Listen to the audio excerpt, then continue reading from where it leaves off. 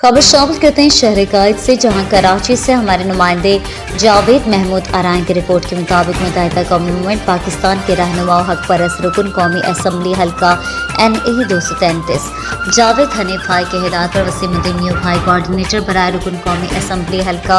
NA 233 Javed Hanif भाई ने superintendent engineer Aslam Awan साहब से मुलाकात की और गुज़िश्ता दिनों managing director Karachi water and sewerage corporation इस्लाह साहब ने से होने वाली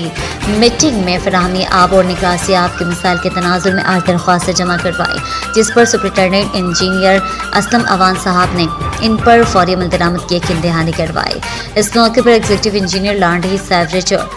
जावेद साहब, executive engineer Landhi water Khalid Farooqui साहब, एग्जीक्यूटिव इंजीनियर कोरंगी सीवरेज